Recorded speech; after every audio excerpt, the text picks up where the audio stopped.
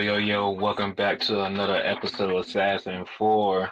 I'm joined by my boys, D, Dr. Esquire Dave, What up? What up? and then all the way from Charlotte, what's good, my boy C Note. What up with it, y'all? And then, of course, we got 9-1 those finals. What's good with you, BT? What's good, Keep fellas? this motherfucker I'm, walking. I'm chilling, man. Chill out. Our other bros are going to be joining us shortly, man. But, man, we're going to get things started. First and foremost, we coming off another crazy weekend of football. But let's just go ahead and get this out the way. College football finale between Ohio State and Notre Dame. I mean, y'all know how I feel about both of these teams. It is what it is. Ohio State won. Notre Dame was getting work the majority of that game. Then they kind of made it a close game in the fourth quarter. But at that point, it just seems like it was too late.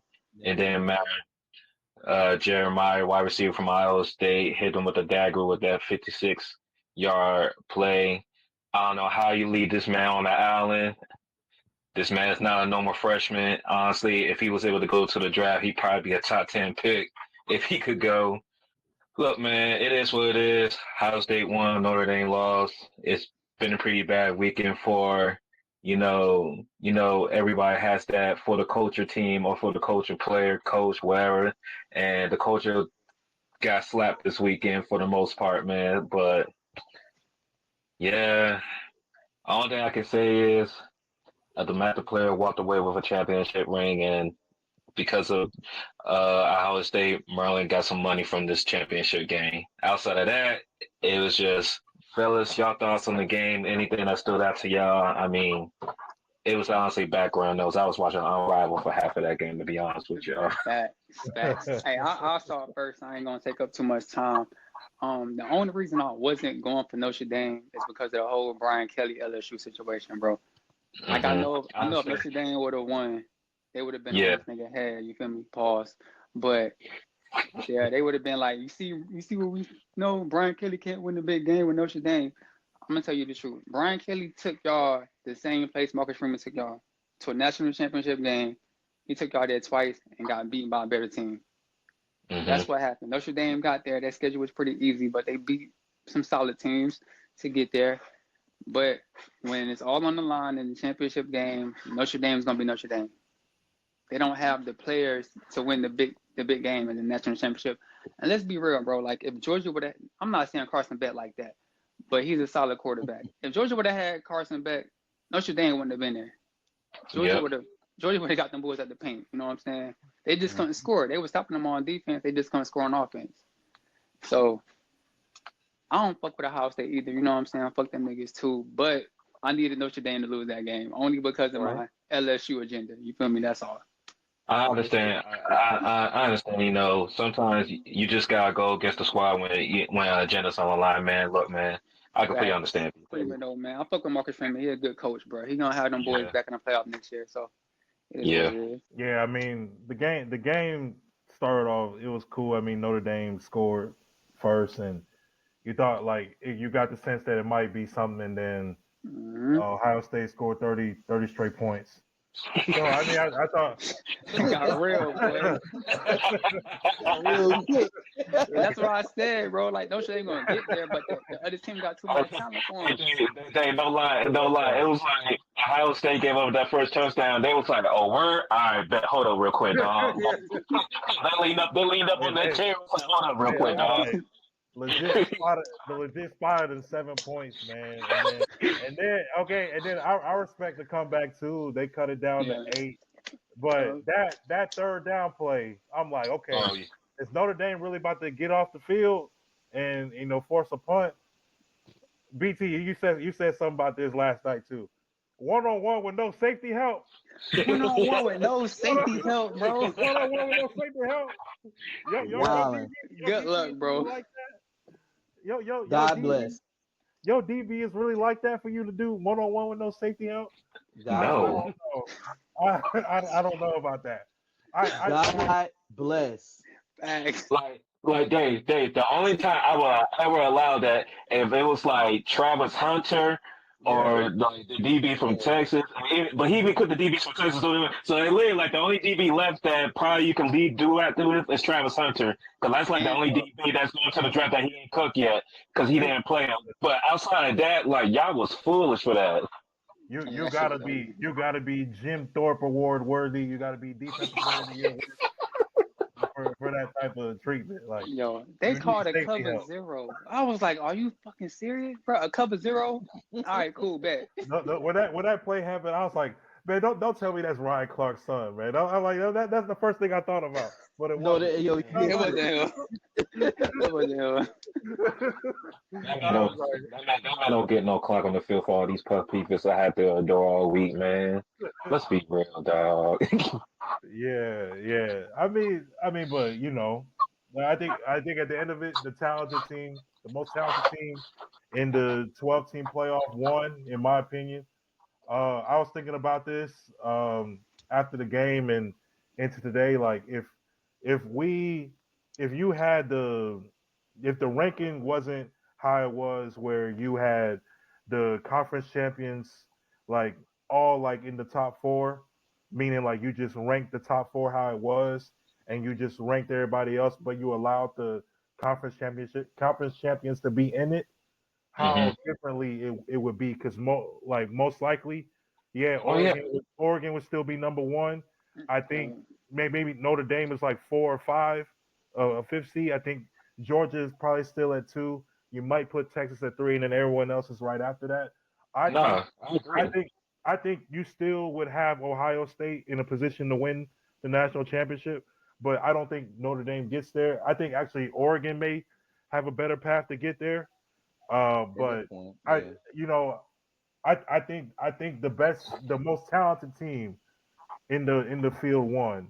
So I'm cool with that.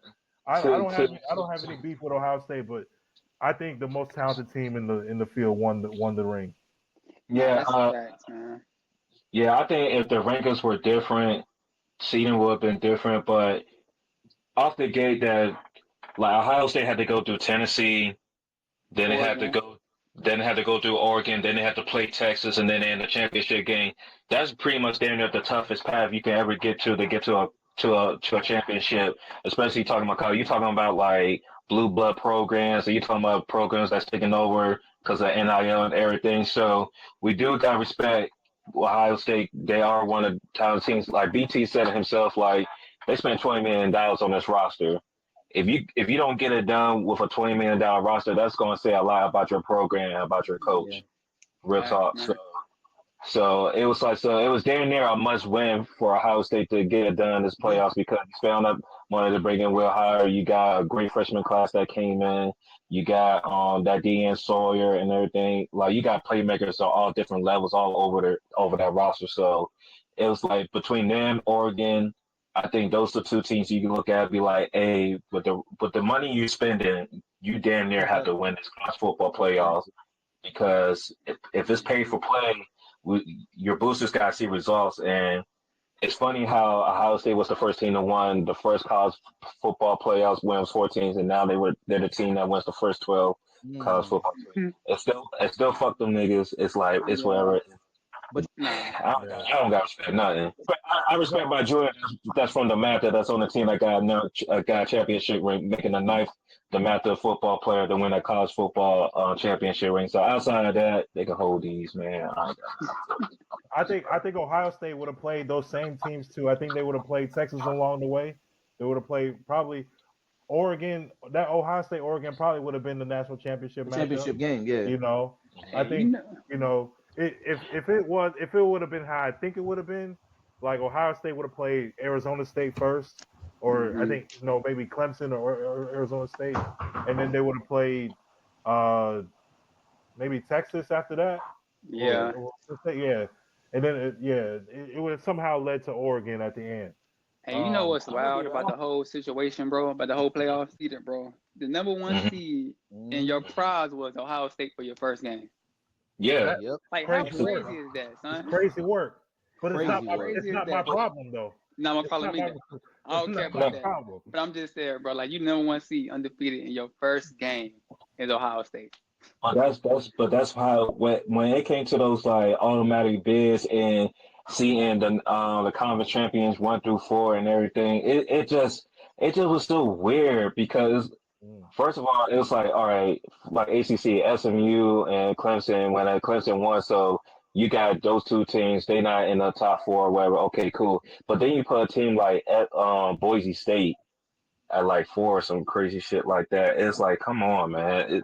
Yeah, All right, like wherever they was at, it's like the final rankings had them at 12, and I don't think they really that good. But because of automatic bids out of being outside of a Power Five conference, they was the best team, so they got in. But putting them at 3 and putting Arizona State at 4 was just so egregious to like all the teams that was under them because you just off eye test alone, like between them two and Indiana, you just know those teams didn't look like they was a top 10 team at all. But because of how they was doing the rankings this year, and that's why we kind of saw a lot of like bad football game matchups and everything. It's because the seeding was so reckless. It just didn't make any sense. and those But two teams, Boise State and Indiana, were 8 and 9 when you just look at the rankings instead of the playoff rankings, like the actual yeah, like AP top 25, like they're 8 and 9. So they would have played. They like Boise State Yeah, should they have should have been played each playing in the other. first round anyway. You Against know, like Oregon or whether somebody like that. whether they would have got a yeah, home game or not, they should have been playing in the first round. Same thing with yeah, Arizona State.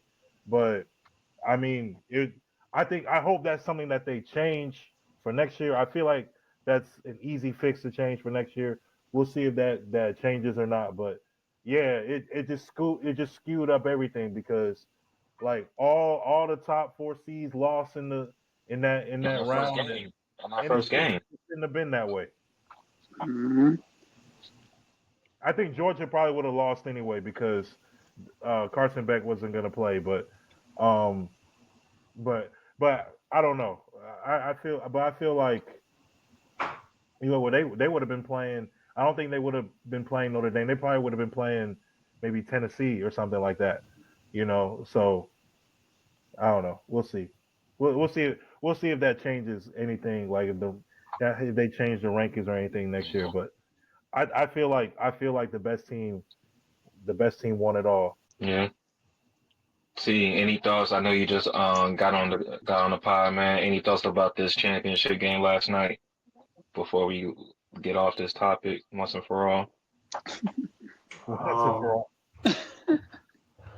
changing how they see the teams is not going to be as easy as it seems because it has to be unanimous vote from the, I guess like the ADs or whoever's on the committee. It has to be unanimous vote. So if there's Hmm. like one dissenting vote, they can't pass that. So in theory, it should be easy, but it's not, especially when you're dealing with these commissioners, ADs, they all have egos and agendas.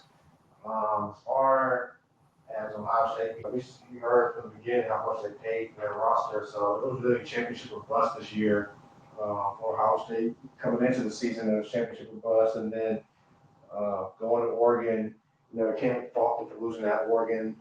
Tough place to play. The Michigan game, I still don't understand that, but because we have a 12-team playoff, you can have 2 losses and still have a chance to win the championship. But in a way, the 12-team playoff kind of waters down the regular season because in past years, that Ohio State Michigan game would cost Ohio State a shot at the title. In general, there was no buzz around this game. There was no hype about this game, and some of it could be the matchup, but honestly, and I've seen people say it, and I agree.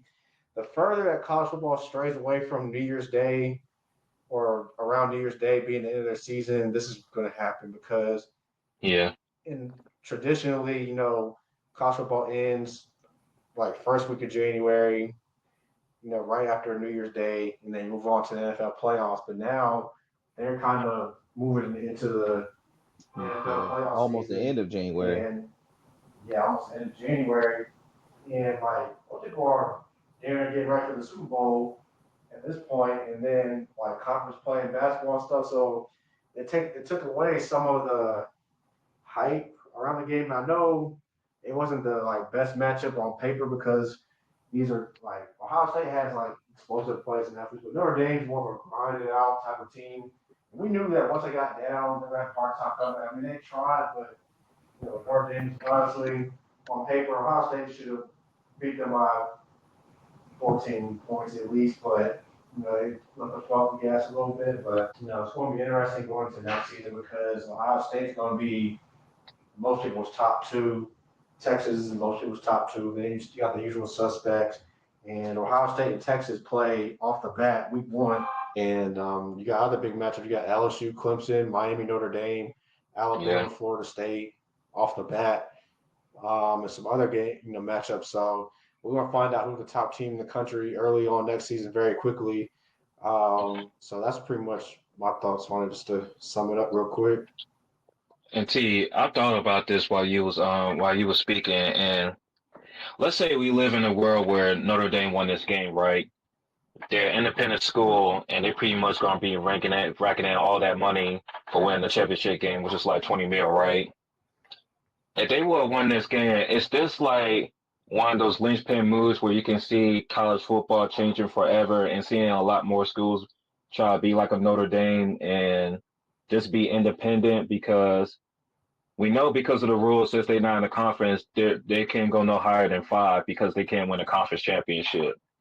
But if you're confident in the team knowing that you can win 3 games, if you can at least get, a good higher seed and get a good matchup, then it's worth the risk of not being in a conference because you can play who you want to, you can dictate your schedule, and you sprinkle in some good competitive games, win those, and then play who else you want after that, then you find yourself like in the path Notre Dame was, where everybody is fighting for seedings and people are getting knocked out of the playoffs because of conference championships and tournaments and stuff like that. Like you just saying pretty because you're good money getting into these playoffs. Like, can you see where college football just gets into a place where it's going to be more like teams like Notre Dame that just want to be independent football wise and just racking all the money they can for themselves? I can't see that happening just because how they're going to negotiate their TV deal. See, Notre Dame has brand power. I know that they haven't really been a powerhouse as far as like national championships, but you look at their history, their tradition. They're one of the few schools that can go to any network and negotiate their own TV deal. Most schools can't do that. Okay. Most schools don't have that type of ability to negotiate their own TV contract. That's how the schools make revenue. I mean, logistically, yeah, I could see them because you don't have to play the conference championship game, but most of these teams need to be a conference just for the infrastructure and the revenue sharing aspect of it. And they don't have the brand power to negotiate their own TV deal. I mean, Notre Dame could join a conference if they want to. I mean, they might as well. They're in the ACC for all other sports because football, because they have that brand power, they can negotiate their own TV deal, and they don't want to share any of that money with anybody else. So they kind of have a little bit more leverage than most schools would have in that situation. So I don't think it would be possible for many schools to do that. Okay. All right, cool. Well, as everyone knows, there's been a whole bunch of players in the transfer portal and everything, new coaches and all that. We're gonna get into that later on, most likely in the summer when it's getting a little bit closer because, as you know, in this era of college football, that person might be in Alabama today, and 2 weeks he at Penn State. So I'm not going to dictate or predict anything with anything with these rosters until we get damn near to August and we get to like a week before the actual season starts, because anything can happen at this point. Whatever the bread say, money talks. All right, but with that, let's talk about this NFL weekend, fellas. Can we talk about it? Can we talk about it? Man. The floor is yours, bro. Yeah, go ahead, bro. You got it. All I want to say to all my Washington fans, born in the late 80s, born in the early 90s, that victory on Saturday was for us, man. That was the biggest victory we ever had in our lifetime, and everybody knows that. Because, damn it, we was some trash for a long, long time. But my boys pulled it through. in dominant fashion. And it's still like something that I'm kind of processing to this day, but Jaden Daniels a cold boy, man. Jaden Daniels cold. BT, we appreciate LSU for developing this brother because that man's been playing like the best QB in these playoffs so far, and he's only doing this as a rookie, man. But before we get into the X's and O's, I just gotta talk to a couple of these players over on Detroit side. Jared Goff, you see why you got traded. You see why you got traded. It's not the first time we seen this act. We give you a good running game. They gave you a good wide receivers. They gave you a defense. I know about the defense being hard, but they gave you some players on the defense. All they ask of you is to put the ball in the right people's hands and let them do what they do. And here you go, fumbling that pill. If you was a drug dealer on Ghost, you would get killed by now, the way you be fumbling that pack. Oh, Lord. Oh, my goodness, it was so bad. And then they want to talk to my man Lou was talking about that was a dirty hit. We're going to get to a point when these QBs are not immune to punishment. If you throw an interception and you find yourself wanting to be involved with that play, everything's free game. If you didn't want to get hit to the ground, move out the fucking way. That's all you had to do. But now you wanted to be a hero because you effed up. Now look at you. Gotta go to the tent and shit with your weak ass. And then what you do after that? You threw more picks, more turnovers, plethora of those joints. Sorry ass. Now look at you. Offensive coordinator gone. About to lose your D coordinator. It's about to be a whole shift over there in Detroit. Enjoy the cold weather because none of y'all gonna get hot no more after this season. Now let me get to Amon-Ra St. Brown. Fake ass Santa Claus writing a list and checking it twice. Well, make sure you have this next to Damari Brown on this list. X Factor. While you're over there talking about, hey man, I don't know why this guy got drafted over me. You make sure you know why, because you're gonna be able to watch his tape on Sunday this weekend while you sitting on that couch. And you should bring him on your podcast and so you can apologize to him face to face. Because the way you talk about that boy was like, you know how you have a friend that talks about somebody you don't know and you just think this person is never going to be good. You just think you're never going to get along with that person. That's how he introduced Damari Brown to the world. But guess what? Brown had to introduce himself, and look what he did on your home turf, on your field, in front of your fans. Boy, I thought I was in Dallas the way I saw those looks on those fans' faces. They looked like they saw a car accident. That joint ran over their whole season. So next time, leave my wide receiver out your mouth, bro. You worry about yourself. How about you worry about your quarterback? Because obviously you didn't make enough plays to help him win that other night. Mine did. Face mask and off. Beat 2 people. Don't worry about what we got going on over here. And Dan Campbell, you did too many trick plays, brother. You had one too many Red Bulls, brother. You got too beside yourself. You got too beside yourself. You was chasing plays. You was chasing them plays. And you got yourself lacking. Like, how the hell you put your season in the hands of a parlay merchant? You know this man always gambles his stuff away. And you going to put the football game in his hands? Come on now, dog. God deserve to have that L. All week I had to hear we're going to get put 45 points on us. All week I had to hear we're going to lose by double digits. Now look at y'all. Sitting on the couch like the rest of y'all in the rest of y'all whole division. It's supposed to be 2 teams in the championship game from the NFC North. Why they lie to me, man? Why they lie to me, fellas? But yeah, that's all I got. That's all I gotta say before we get into the X's and O's. I just know we back up. I came up to Michigan to make sure that your ops were dead, and I can verify that they They saw the body. They saw the body. I can verify. I just want to put that out there. I can tell that city's shell shocked. I know that city is so shell shocked right now. Hey Dre, y'all had him out there looking like Mufasa. Oh, yo, shit. Hey, bro. Hey, you have to make sure they didn't pass the Pride Lands. Make sure they didn't pass Pride Rock.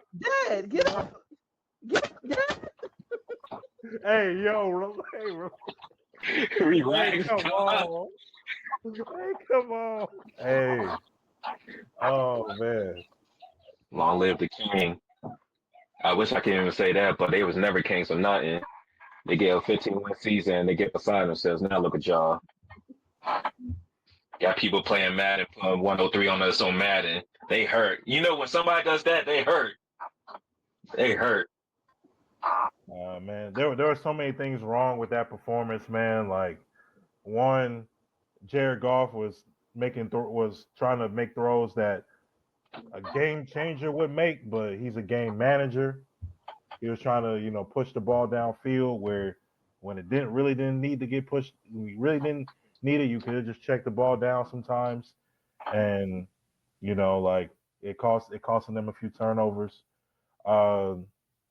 I think Jameson Williams is a freaky ass nigga, man. I think after one of them touchdowns that he scored, he was humping the turf or whatever. I don't understand that. Freaky ass niggas got to stay their ass inside. I'll keep saying that.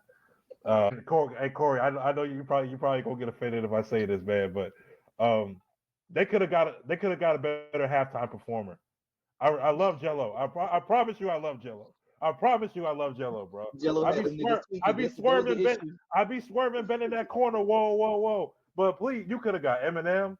We know you could have got Eminem and Big Sean. You could have got Babyface Ray. You could have got T Grizzly. You could have got some other Detroit. Could have got my dog Icewear Bizzo. You know what I'm saying? Yeah, okay, Icewear Bizzo. Yeah, Icewear Come Bizzo. on, man. I knew there was some other folks that from Detroit. You could have got them, but I'm not hating. I'm just pointing it out there. But they could have Sada Baby. Yeah. They could have. But there were just so many things wrong with that, and I think Ben Johnson was just ready to move on to his next job, bro. I was going to ask that to y'all. He was ready, dog. Did Ben sell to get to the job quicker? Did I not ask that? I think he knew. Chicago. I think he knew he was going to get on a flight to Chicago. He was just like, look, let me just throw these like little trick plays out. I'm gonna keep it a band with you. Jag should have been his move. The Jaguars. Jaguar should have been his move. I mean, he made that move because that was the team that had a head coach vacancy that had the best quarterbacks, and so that's why he did that. And until I see them fix the O-line, I'm standing on it. That's always their issue. Yeah, I said the same thing last year. I said the same thing last year. They never addressed the O-line. Until they address that damn O-line, I don't want to hear shit about the Chicago Bears. That's what they need to do in the draft. You got everything. You got your quarterback. You got receivers. You got a couple pieces on defense, maybe. How much you want to bet they're going defense? Man, I really think they need to go O-line. They really need to go O-line. They should trade back and go O-line. But they aren't. Because their defense needs work, but it's not terrible. It's not terrible. Yeah, they're gonna go linebacker. They're gonna go linebacker. They're gonna go edge. It's one of the two. When in reality, like I said, let's talk about some niggas that's actually in the playoffs and shit. Fuck them Bears, man. Fuck Ben Johnson. Fuck them niggas. Hey, that's what I'm talking about. I'm tired of talking about niggas that we beat, bro. Fuck the North, man. We Jon Snow. We king of the North. We them niggas. We king of the North now. We go up in here trying to take over that joint. We the North. So how do you feel about this matchup on Sunday? What are the keys to the matchup against the Eagles? What we gonna do against Saquon Barkley? What are we gonna do against that motherfucker, man? Saquon's playing out of his mind this season. He is playing out of his damn mind this season. It's like, so far I feel like he has to at least 140-yard plus run every game. They don't always probably go for a touchdown, but it's like there's always a chance on a drive where he can bust a big play open because of the offensive line or because of his skill set that he can juke a player out of the way and then he's just gone down the field. Like, if you want to talk about a complete back, Saquon's one-on-ones, man. So So it sounds like to me he's due for a bad game. It's like I feel like this, and when we played them, I understand Jalen Hurts was hurt and everything, but we pretty much had to sell out on the run game and force them to pass it because we know that if we was allowed them to keep running, we was not going to get the ball back with enough time and win the game, and they was going to put more points on the board. So that was pretty much the plan, the first game and that second game. So we pretty much got to do the same thing, but also the matchup is we still waiting for Lattimore to show up for real. Yeah. He's been playing better, but he's not playing at. I don't want to need like all pro. I just need a pro bowler type Lattimore. You feel me? Like this is the reason why we brought you in. Is still for these matchups against Amon-Ra St. Brown, against AJ Brown, against Mike Evans, and Mike Evans torched you. The passing game was still getting crazy on us in Detroit. So if there was a game for Lattimore to kind of see if he's finally getting on the right side, being healthy, I understand he has a hamstring injury, and might be a reason why he slowed down than usual this year. But if there was a game for him to like play his best, it's really this upcoming Sunday. So what we going? Because I think our offense, because the way Jay Downs is so poised, I just feel like our offense is going to be able to put points up regardless. This is a tougher defense than what we had to face in Detroit because you got Jalen Carter, monster. They drafted well with Cooper DeJean and Mitchell. I know Mitchell got injured last week too as well, so we'll see how they go. But they got pass rushers, they got D linemen, they got DBs back there. So Philly, they feeling kind of confident too. And, you know how I feel when it's an NFC East game. You're bound to see some crazy shit when two NFC East teams play. Now having two NFC East teams play for a chance to get to the Super Bowl, you're liable to probably see one of the craziest games of your life. I ain't gonna hold y'all. So, but like I said last week when it was fuck Detroit, it's fuck Philadelphia right now. Y'all know what it is. No offense to the homies that are Eagles fans, but it is what it is. I'm trying to get to this trophy, man. Why not us? Why not? Fuck it. Let's get it. Respect. Respect that. Respect. Yeah. I mean, it could honestly go either way, man. I mean, they gotta figure out how they gonna deal with Scary Terry, and then y'all been running the ball. I think y'all put up 45 points, so y'all doing a lot of things right on offense. They gotta figure out how to contain Brian Robinson. Austin Eckler made plays against Detroit. De'Ami Brown. You got like. I'm wondering how they're gonna scheme against all that, and really, JD5 top it off. Yeah, and then what are you gonna do against JD5? I mean, the conversions on fourth down was what was so impressive to me about last week. I don't see Dan Quinn and that offense. I don't see that changing. I think when you get to situations where it's like 4th and 1, 4th and 2, like 4th and 3, you're gonna go for it again. I don't see why not, especially if you're not deep in your own territory. It really can go either way, but I mean, I feel like the Eagles are on a mission. You guys also feel, you guys are playing, but you guys y'all are playing with house money. You guys are playing with house money. The Eagles have a lot to lose because I've been telling Eagles fans like y'all trading and Dre. We talked about this on another episode too. Y'all basically traded the all-time season rushing record for a Super Bowl run. So if y'all lose, you miss out on both. I'm like, you guys honestly could have had both. You guys honestly could have had both. So you guys are playing with house money. You guys are playing with house money, so you guys can do what you guys can do and take any of the risks that you want. And that's the thing, because like, y'all know how I get when my team plays. Like, I don't be in the chat a lot. I don't be tweeting much and everything because I'm learning to dial in the game and everything. But it's like my nerves are not as bad when I watch this particular team play because at the end of the day, nobody really, like 1% of our fan base thought we can even be a 12-win team. But nobody thought we'd be playing the NFC Championship game after drafting one quarterback off of this rookie class and bringing in a few like pieces like Bobby Wagner and Louvu and Jeremy Chan to the team for the defense. Like, you can't, like, there's no way if you pull 100 Redskins fans, Commanders fans, that you was got people saying, oh yeah, I can see us going to the NFC Championship game. We was just thinking, hey, we get 7 to 9 wins, hey, we build on our future. We good, right? But that's why we like. And then what makes it even better is like JD5 is just so fucking calm. So it's even like it's whatever, bro. Like just go. It's like we just going out there to play football, man. And I want to ask this to BT because I know you watch a lot of his games at LSU. Is he really just this poised because he's just used to playing like this at LSU, where it's like if we gotta go like band for band and get into the high scoring game matchup, it's just like I just gonna get back on this field and do what I gotta do. Yeah, so his first game at LSU, they went against Florida State. They was down 7. What about a minute and 20 left? They on the 10-yard line. Florida State had just fumbled to ice the game. This man, his first game at LSU, first game of the season. This man drove LSU down to tie the game. Now, the field goal kicker missed the fucking kick to go to overtime. But this dude drove LSU down to tie the game up. You know what I'm saying? To get you in a position to tie the game up. So he always been this cool, calm, and collected type of guy, bro. Like, it was never a game at watching him play that I was nervous about. Because I knew when Jaden Daniels there, LSU had a chance. It was just the defense always messing it up. But it was, yeah. He was on the level of he's now, look, he's not better than Joe, but he was on the level of Joe Burrow for me in 19 when I was like, all right, cool. Like, I'm not nervous about no game that he's playing in. So with this particular game, I feel like he's playing with house money as well, bro. Like, and let me say this right now, because people be getting the misconstrued. I'm not a Commanders fan. I'm not, bro. All right? I'm not. No disrespect, Trey. I'm a Panthers fan. I don't fuck with no other teams but the Panthers, okay? But Jaden Daniels is my guy. He went to LSU.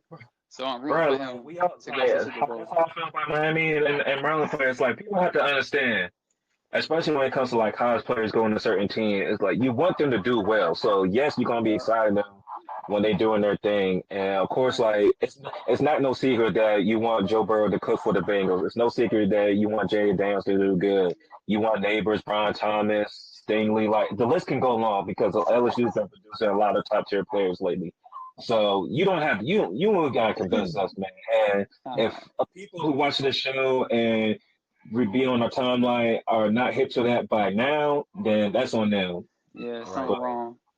But yeah, it's no secret, man. But I think it's gonna be a good game, bro. Like Dave and y'all was saying, bro, y'all playing with house money, man. And when you got a team playing with house money that have nothing to lose, that's a dangerous team. That's a dangerous team. We got a quarterback. We gotta do something with Jalen Carter because that too, yeah. Sunday he added about 20-30 million to his contract already with that performance.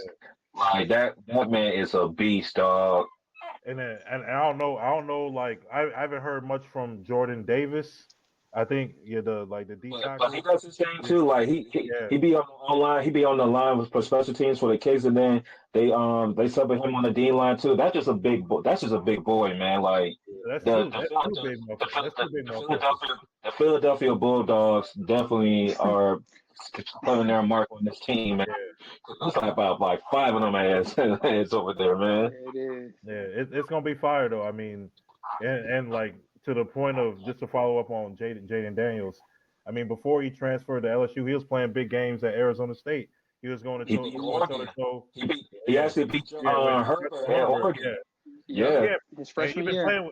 He's been playing with like top wide receivers too. He played with Brandon Ayuk at Arizona State. Then he went and played with Malik Neighbors at LSU. Now he's playing with Scary Terry. So he's kind of been here before. So that kind of explains a lot of like his poise and why things don't really rattle him too much. And even when they were up by like 17, he just kind of like he was just cool. Like it kind of felt like you couldn't really tell like if Washington was up or not. So it's gonna be a hell of a game though, man. Yeah, and the thing with Jaden, bro, like he's not 21. Like the nigga is 23. You know what I'm saying? He's not like a young quarterback. Like the nigga is not mature. You know what I'm saying? So he's used to this, man. Don't nothing rattle to him. So people gotta understand that too. And I think that was the most thing that sold me on him, especially in the draft, was the amount of starts that he had in college. He had like 50 starts in college, and in today's game that's rare. Like you don't really know players that have about 25, 30 starts in 3 years before they even get drafted. So for him to have that game experience coming into the NFL, I think that was very, very important.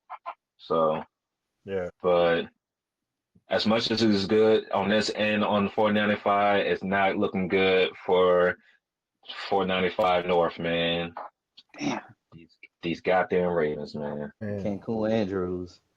Cancun Andrews. Wow, man. Yo. Wow. That's wicked, bro. Just so wild, bro. Because he's a good tight end, dog. AT, you know what that game remind me of, man? And I know all y'all probably feel this way, but you know what the end of that game remind me of?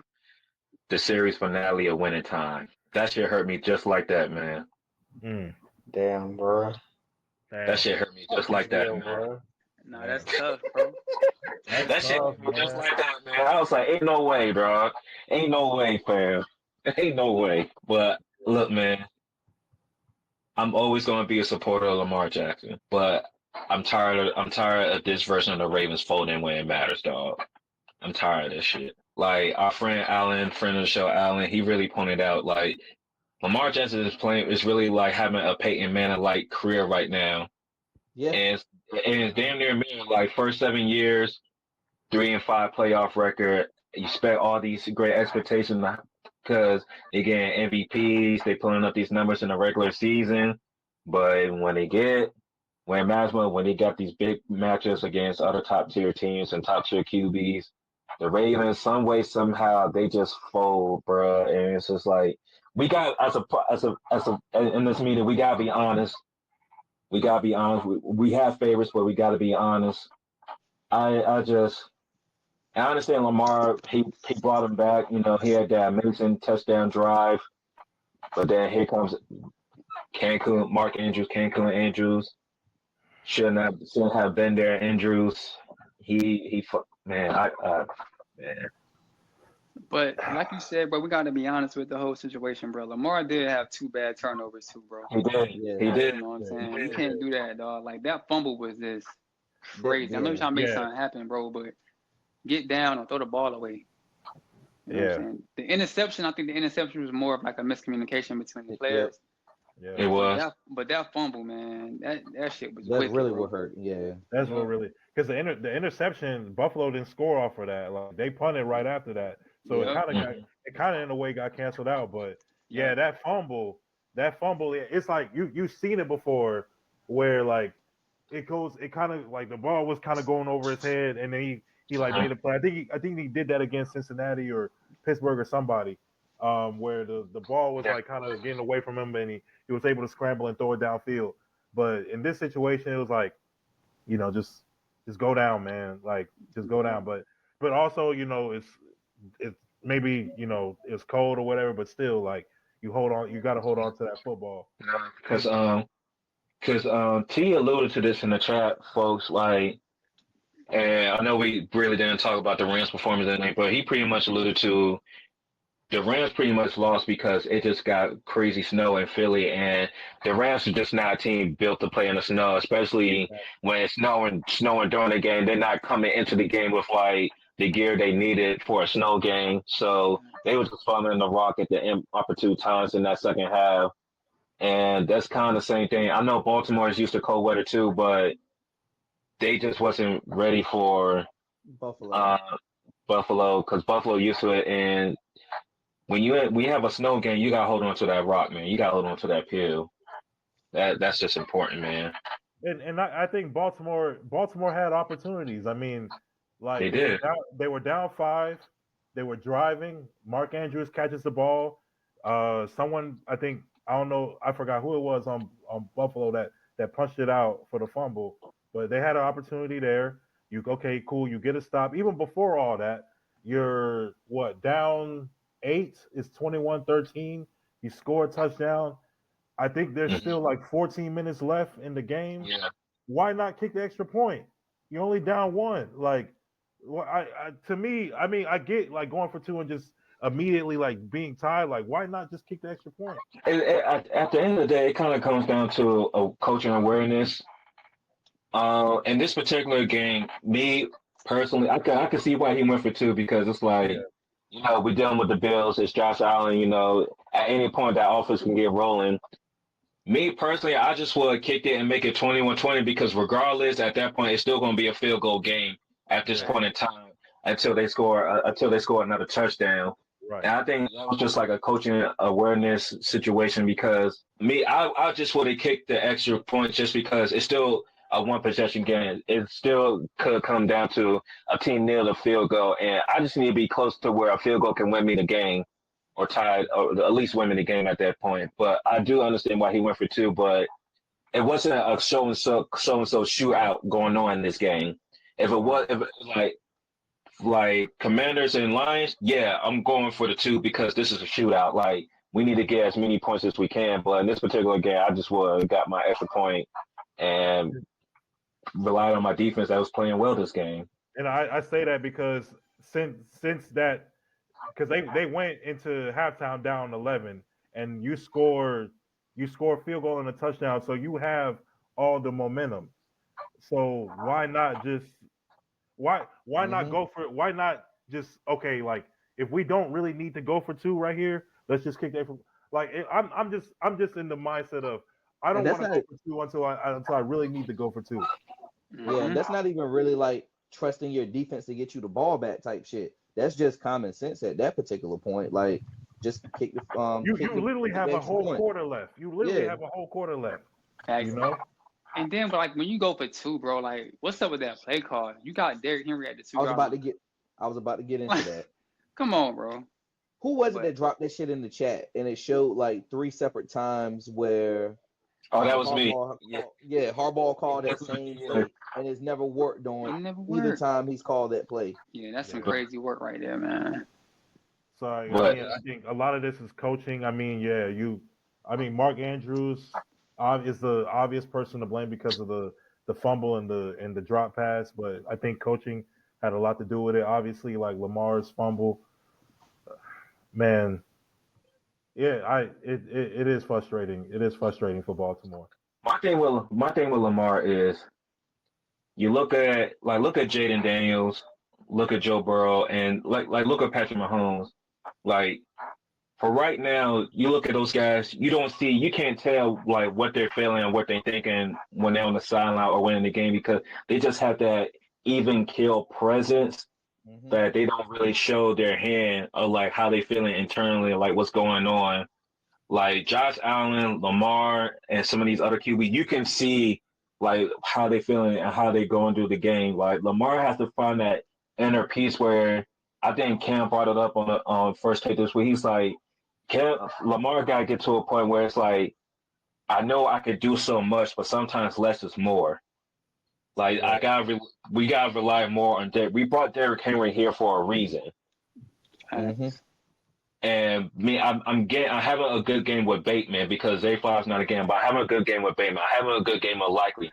Like use these pieces to help you so you don't feel like you got the whole world in short. I think that's what Lamar's problem is right now. He knows the noise what's going on, and then he knows the agenda that's going against him about him not winning the big playoff games, not going to a Super Bowl appearance yet with all these MVPs. So I know he hears this noise. So he has to dial it back and find his inner center piece where it's like when he can go out there, he can still produce the same way like he has been in the regular season and carry that over into the postseason. Yeah. Yeah, but I feel like even like if you take the turnovers away, I felt like Lamar, was very decisive at times with what he wanted to do with the football.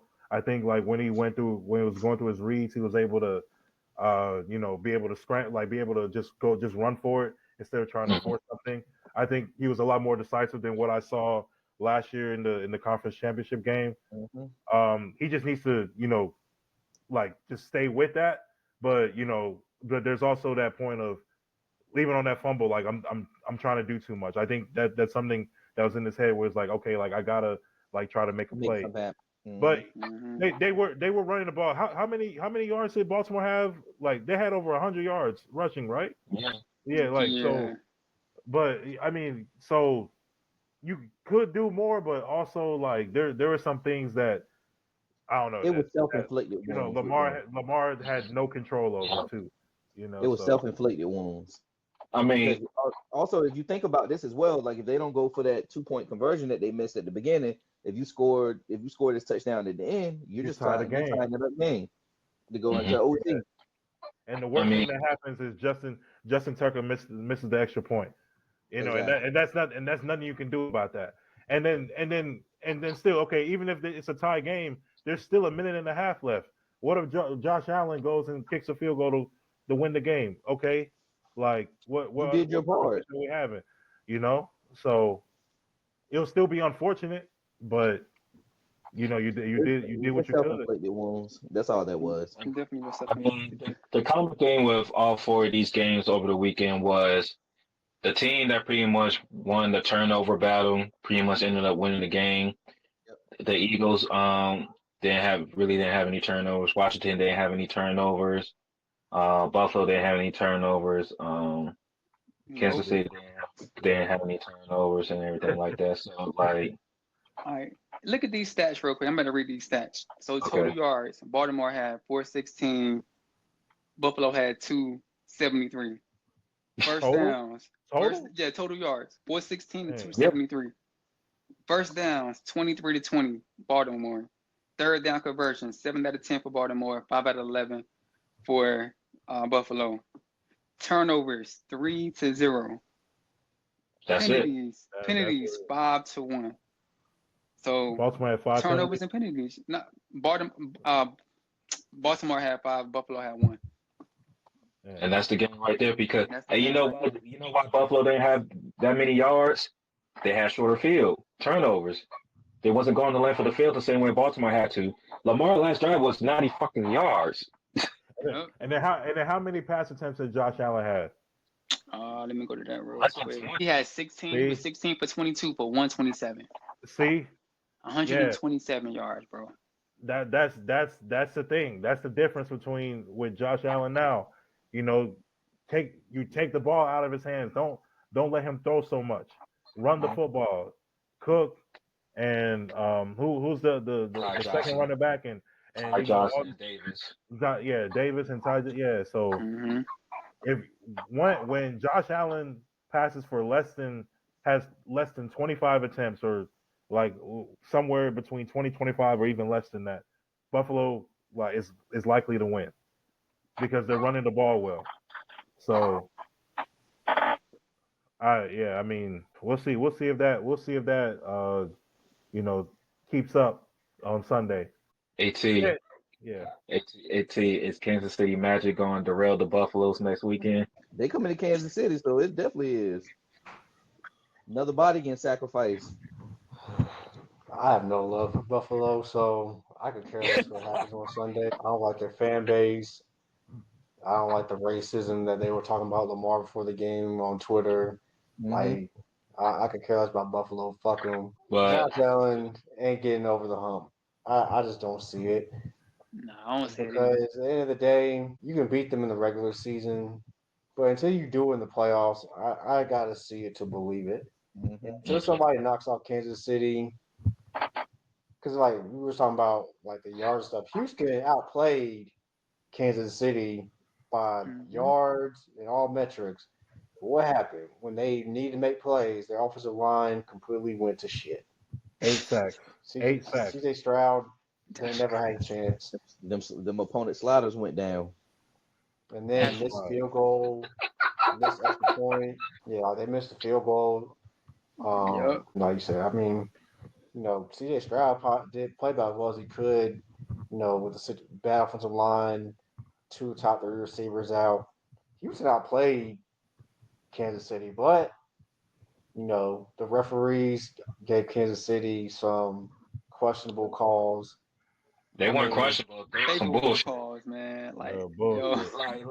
I rock with Patty. He hit his own teammate and then threw the flag, bro. He didn't even touch Mahomes, bro. He hit his own teammate. I was like, yo, really? Now, y'all see Patty flop, though? Luckily, he didn't get that call, but that nigga flop like a flop. Yeah. Watching Goodell, this is what your league is turned to, bro. This is what your league is turned to, bro. We got flopping in football, bro. This is some Adam Silver shit, bro. This is disgusting, bro. They be having you see them in public together too much, man. They exchanging recipes, man, and none of them is cooking like that. David Stern would never shake hands with Goodell, bro. What the fuck is going on, bro? Roger Goodell getting the Philadelphia 76ers to stay in Philly. That shit's still funny to me. What the hell Silver and Goodell got going on, bro? Man, you're. You got a bet on who can ruin the league the fastest, bro. But again to your point, T. We gotta stop all this protection with these QBs, man. Because between what I saw in that game and our game, look, I understand the QB. They could get injured from a blindside hit and everything. But if they are running the ball. We got to start with this defenseless thing when they slide in everything because sometimes when they slide, they are actually looking to get these flags because they want these defensive players to hit them. And sometimes the defensive player can't stop their momentum when they already going for the tackle and before they even slide. So we got to stop penalizing that. And like you said, he didn't even get hit on that play. It was two Texas players that hit each other, and then Will Anderson wasn't even roughing the passer either. So what are we doing? Like it's got to be if the QB's engaging in any type, especially on the interception. If the QB's engaging on the interception, he's free game. If the QB is engaging in the run game and he puts himself in the middle, he's free game. He's no longer in the passing attempt. He's no longer defenseless. He knows what the hell he's doing.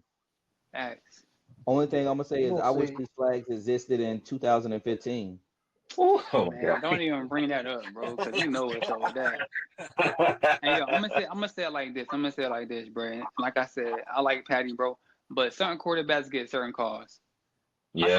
I seen Bryce Young get demolished a couple of plays, bro. Mm-hmm. No flags. Mm-hmm. I seen Jaden get popped. No flags. Mm-hmm. I seen CJ get popped. No flags. But certain quarterbacks get these calls. Hey, protecting the product. We're going to see what agendas will thrive. That great white hope or Patty and the 3P. We're going to find out. Yeah. They said he's a heavy hitter rest of both of these games. Patty is the better story. Patty and the 3P is the better story. It is a better story. So they're going to win. They're going to run off the rip. Are you sure about that? Because Buffalo, they ain't never won Super Bowl. They went to 4 in a row, never got over the hump. They haven't been back in 30-plus years. Like, we didn't think Josh Allen would take this team this far away. Yeah. And honestly, this is Buffalo's best chance because the last time that they were in the AFC Championship game, we knew that Kansas City was the better team. Even though like Buffalo was having a good season. They're questionably the better team at this point. Yeah. What, Buffalo being better than Kansas City? Yeah. I don't see it, dog. Kansas City defense off the rip is better than anything Buffalo got on defense. Statistically, you can say that, yeah. Because I mean, like Buffalo, I guess like Buffalo's offense is better, or like they've been putting up like I guess they've been more efficient. We can't fall into the trap of what looks fun and better is what's always going to get you the dub. Like we understand that Kansas City they can lay some eggs on offense, but they go and get enough points to win the game because of their defense. Yeah, their defense. And that's what it's going on. Like we keep thinking about Josh Allen versus Patrick Mahomes, but the real game for this Sunday is going to be Kansas City's defense versus Josh Allen because Chris Jones looked lights out last game. I mean, you can look lights out against that Houston defense regardless, but Chris Jones is a bona fide player. You got the guy coming off the edge, and then you got some pretty good DBs back there. And we know when it comes to Spag be down up in the playoffs. Yeah, he be down up. He be down that up on the defensive side in the playoffs. So this is definitely a different Kansas City that the Bills I saw in the regular season.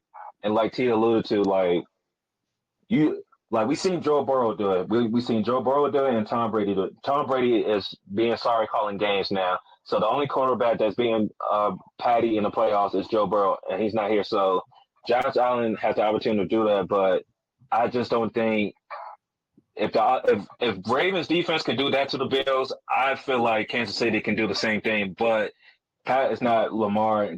Pat's going to be calm, cool, and collected, and he's going to be able to sustain some drives and get them into the end zone. Yeah, we're going to see how good Buffalo's offensive line is. We're gonna see how good it is because, the Chiefs. I mean, the Chiefs are gonna win games off of if they're gonna like win this game. It's gonna be stopping the run and blitz packages. I mean, and already like Spagnuolo is elite like off of blitz packages. So that's gonna be what what gets the Chiefs again to the Super Bowl. Yeah, I don't surrender to my ops, man. I'm rooting for Buffalo. I don't give a damn. I don't give a damn about any racism. There's racism all across the world. Like I don't give a fuck. I don't like Kansas City at all, dog. They got on my last nerve. I'm betting on black, man. I'm betting on black. I feel it. I feel it, man. I'm glad that black quarterback is getting these calls, but I'm just not with all this this wizardry and witchcraft that's going on in Kansas City. I'm just not with it, dog. I'm just not with it. I'm not with it. But a 3-peat would be cool though. So if it happens, it happens. Now my team makes it to the Super Bowl. Fuck that 3-peat. Facts, real facts. Nah, Washington gets to the Super Bowl. Fuck all in DC. When we get to the Super Bowl, I'm gonna be the biggest Patty hater for 2 weeks, bro.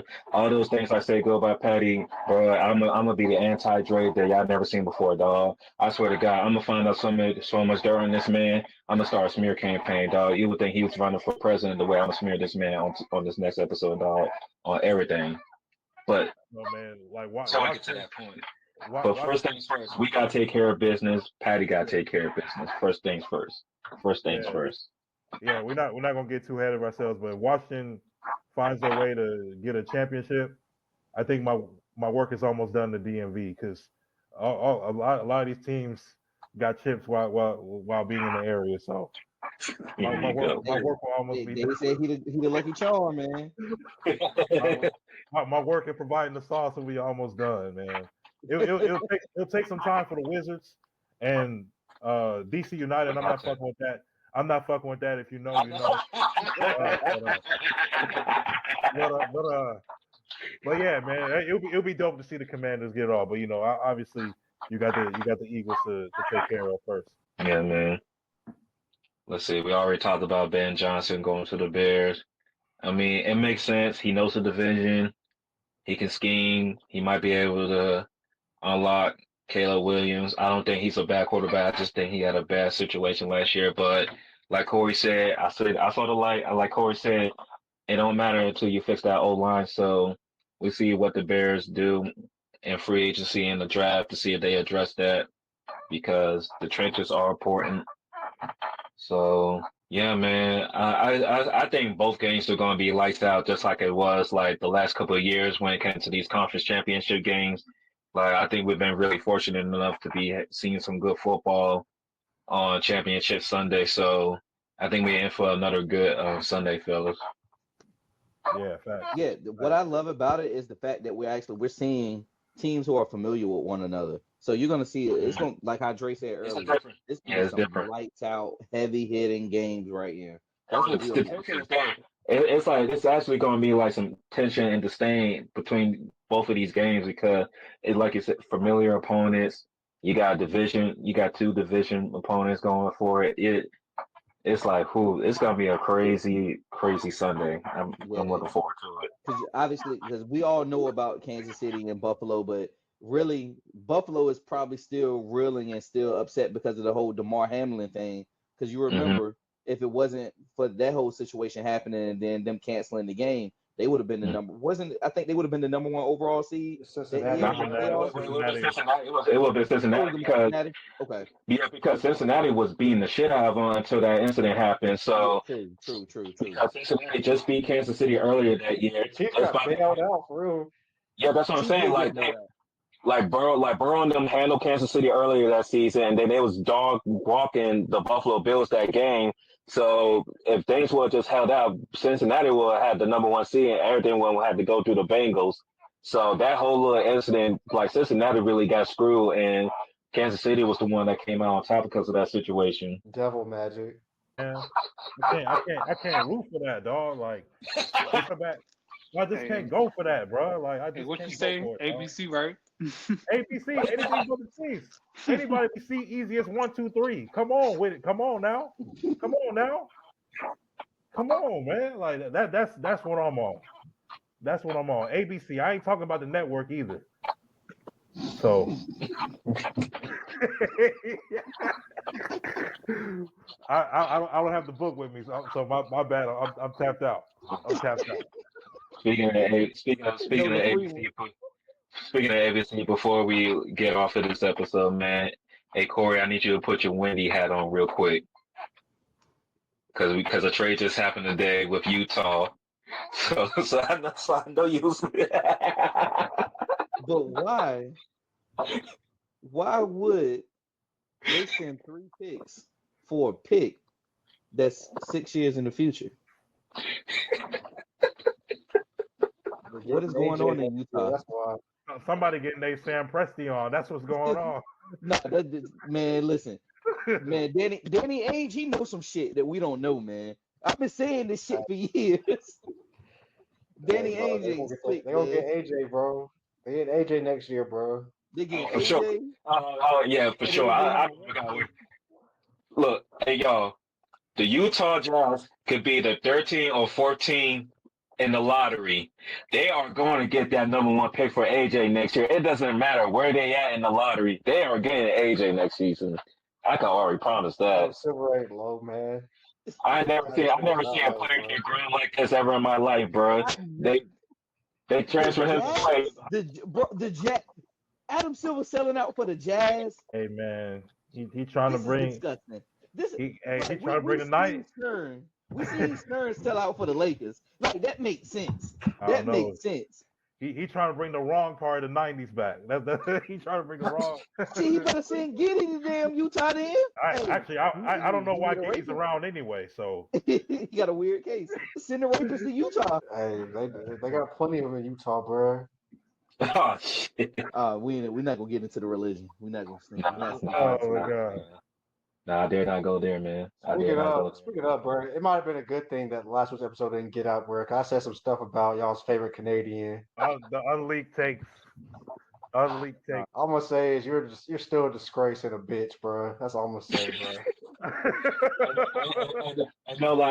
No lie. I did say fuck a certain organization that when after I said that, I realized I don't want no smoke with this organization. So gotta be looking out, man. Like I'm a true rookie. Corey. It was some things said on this pod that I don't want to get out of pocket, but I'll leave y'all know that. Damn shame.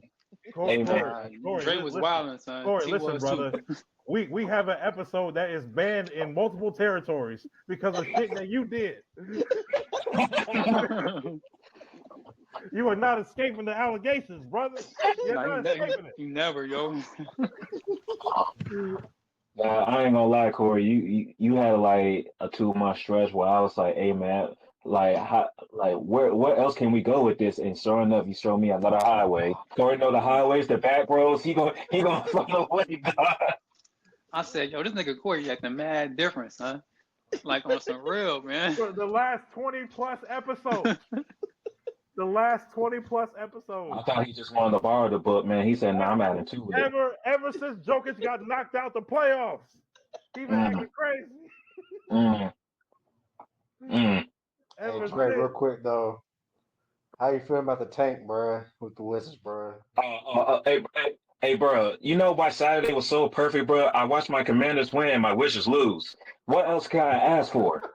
And Draymond crash out. And Draymond crash out, bro. Yeah, Draymond crash out. I am sorry. I am sorry.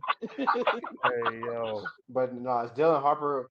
Who do you want, bro? Ace Bailey, Dylan Harper. I ain't gonna lie, bro. The more I watch Cooper play, bro. Oh God, here we go. I'm just saying. I mean, just don't put the ball. Just don't put the ball in his hands in the last 2 minutes. Look, only cause like my thing is if you're gonna draft somebody that high, they have to have at least something elite they're gonna bring into the NBA, right? Oh man, I was like, he's gonna at least bring some athleticism, he's gonna play hard defense. You can't coach that in this new era of basketball, so at least that's a plus that he's gonna bring. Now you wanna talk fit wise, it's gonna be Dylan Harper. But if you had the number 1 pick, are you going best available player or are you going with fit? You always go best. And that's why Cooper, right? Because we got the number 1 pick as of right now until the lottery. As of right now, like the next team is like 4 games behind us, so that I don't think y'all is gonna catch us. Who has the second worst record? I think it's like right now, probably Portland. I think or New Orleans. Portland, the Pelicans. Everybody got like 10 wins except for us. Everybody at least has 10 wins except for us right now. Yeah, it's New Orleans and Toronto. Okay. But So, but real talk though, Cooper Flag has shown me a little more on the offensive end of the floor. And really, if you think about it, Duke runs a lot of their offense through Cooper Flag, which is going to help him in the pro game, but it's going to be their downfall in this NCAA tournament because they don't have the guard play, I think, to win in March. But we'll talk about some more. but yeah, I'm starting to see it. Like I still want to see a little bit more, but it's like if we have the number one overall pick, I can see why it's going to be Cooper Flag. But if for some reason we get to like 2 and 3, my pick right now it will be Harper because I feel like he's a guard that can put himself into the DC House of Guards. I think he can. I think he will fit well with this team with his ability. He's been showing me his skills in the passing game. I know he can score. I know people have a little thing about like how athletic he is compared to like other guards that came out in the past drafts and everything. But I think of somebody like Darius Garland, he's not super athletic as well, but he can still get a bucket. So I think if he can come in and be like a great floor general, because we have like good pieces like D&3 guys, role players, people that defend roll to the basket. So it's all about finding your floor general that can score or just finding the best available player. So Alex Sarr looking like he might win Rookie of the Year. I'm gonna be honest with you. Sarr is coming strong. I'm looking at the standings. Yeah, y'all have the worst record in Toronto, but guess who is 3? Utah. I just saw it too. Yeah, Utah. The only reason I'm not worried about Utah. The only reason I'm not worried about Utah this particular draft because this is the type of draft where it's like, oh, they gonna get Dylan Harper and then they get AJ next draft. Yeah, some exactly. crazy like that. Yeah, I'm not saying they're gonna leapfrog y'all or anything. I see what he doing. Yeah, that's what I'm saying. Yeah. Yeah, it's for AJ and to build around AJ. That's all. That's what that's for. Like I see. Get ready to go to Phoenix. Hey, my boy about to trade that Clippers pick. I feel it. Jimmy Butler's going to Phoenix very soon. I feel it. He gonna trade that Clippers pick. That Clippers pick not looking too good right now. Hey, but T, who from Phoenix is going to Miami? If it's a trade, gotta be Bradley. Some of them picks. It's probably gonna be a 3-team deal. You know. Bradley Beal's a no trade clause, I think, right? Yeah. And they said Beal actually is interested in going to Milwaukee. You might see Middleton. It's going to be a 3-team deal because I can see that. Money-wise and then compensation-wise, you're right. Why would Miami want to do that? And I don't think Bradley Beal, at one point they wanted Bradley Beal, but now I don't think Miami would take on Bradley Beal. I think never that contract. I think I saw today he wants to go to Milwaukee. That contract and Bill honestly probably he's gonna take a lot of shots out of Hero's hand too. I think what Bill Skid said he fit better in Milwaukee than he does in Phoenix because Bill's just pretty much a worse version of Devin Booker.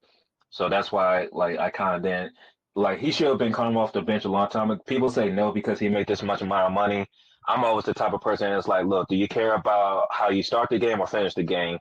And Bill was really about buying all in and stuff like that. He would came out bitch because him and Booker on the floor with Bill not being that good of a defensive player himself, it just wasn't working, especially when you already got worried about lack of big man, and now you got a weak ass defense on the perimeter. So I think he can get away with that playing Milwaukee because you do have Giannis. And Dame's been playing better this season. He looks like he's in better shape. He's in better spirit. So Milwaukee's been making a turn so far this season after that rough start in the beginning. So I think, that is an interesting 3-team trade you put out there. So if that happens, y'all heard where y'all got it from first. Yeah, I'm just saying, bro, because, the trade deadline, February 15th, I believe. Might be the week before. I think before the All-Star. It's like February 6th or something like that. Oh, is that early? NBA. Yeah, it used to be after the All-Star break, but now they moved it like a week or two before it. The trade deadline is actually February 6th. You right, Dre? Yeah. Wow. That's a Tuesday, right? Yeah. So that's actually we actually about. Mm-hmm. Yeah, some going. Yeah, Utah's up to something, bro. They said Brooklyn wants 2 first-round picks for Cam Johnson. That's the market. What we just saying? That's the market. You traded 5 picks for Rudy Holberg, and then Mikal Bridges went for 5 first-round picks. So you already know like Cam Johnson's going to at least go for like 2 picks. Be lucky that it's not even 3. Because teams can hold you for picks now, man. It's crazy. Sam Presti got him. That's what I'm saying. Like when you're saying Cam Johnson to OKC, it makes sense because OKC do have the picks to just be like, F it. If you want some first-round picks, take them. Like I got enough of it. It's like Corey. It's like it's like Loki, man. When they just got all the Infinity Stones in the drawer, bro. It's like here you go, dog. Like here you go, dog. If your broke ass needs some, here you go. we use these as paperweights. Exactly, dog. But yeah, man. Once we get a little bit done with this football stuff, we're gonna get on our NBA talk. Q, he definitely said he wanted to get on the show to talk about some of these NBA topics we've been talking about. So looking forward to having our friend back on the show, man. I've been seeing him grinding in Atlanta and everything. So yeah, y'all already know how we're going to get down when we can really focus in on this hoop stuff. But it's been a lot of good NBA action. Hopefully y'all enjoy real at the Maryland US versus USC women's college basketball game. If you get a chance, watch this Unrivaled League. It's new, it's hip. I think it's some good basketball. It get you familiarized with a lot of these WNBA stars. So I understand we still got some football, but there's some other sports that you can check out, man. Go ahead and do it. Keep up. If you got League Pass, keep up with some of these good games, man. It's a lot of good basketball playing right now. Now that teams are starting to get more healthy, starting to get more acclimated and stuff. So we're starting to get to that point in the season where teams are going to be trying to make that late push and trying to get out of the play-in situation, or seeing they can even just get into the play-in so they can make a run for the playoffs. So, yeah, don't worry. We're going to come with that basketball content, too, so really, really soon. But SGA MVP, bro. It's a done deal. Oh, It's done. got to. It's got to happen. Yeah. And we're going to talk more about that, too. We're going to definitely talk more about that, too. We got anything to say? No, we're gonna wait a few weeks to talk about this because I want to see where all of the chips are gonna fall with these NFL coaches. But we're gonna talk about this Rooney Rule. We gotta have a discussion about that. Okay, fair. Y'all see the angle. Y'all see the angle of shit. Yeah, for sure. But anything before we roll out? Any shout outs? Anything we need to bring up before we roll out of here? Man, I'm gonna say is, bro. On this day, Hubert Davis, your ass is on this hot seat, my boy. If you missed the NCAA tournament twice in 4 years, you think your white wife's gonna save you, bro? It ain't happening, bro. Not in Trump's presidency. Oh my God!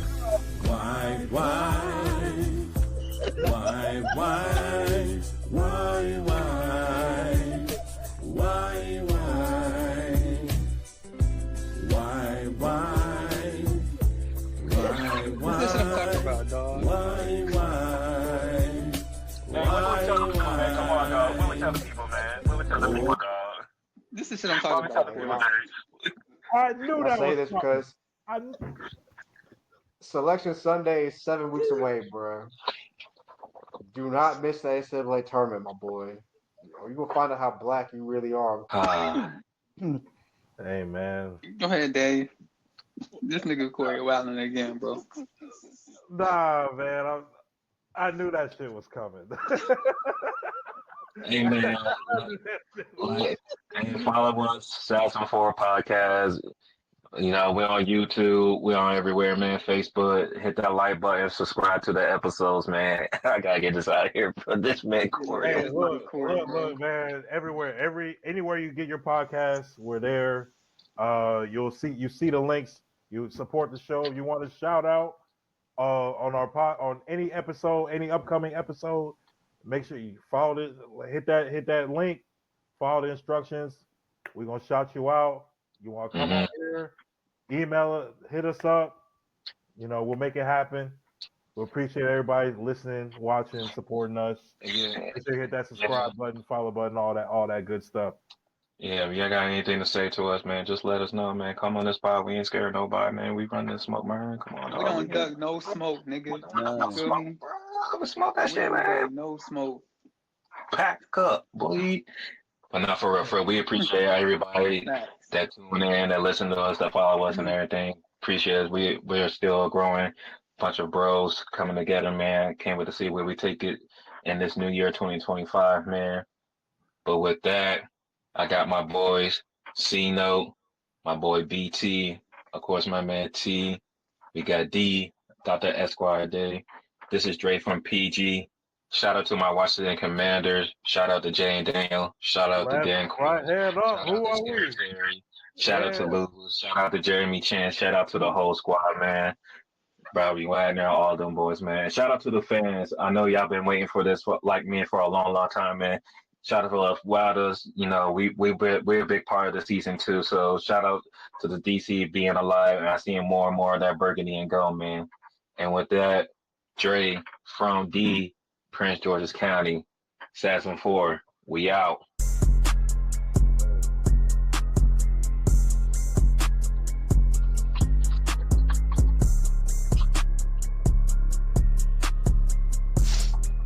That right hand up. Who are we?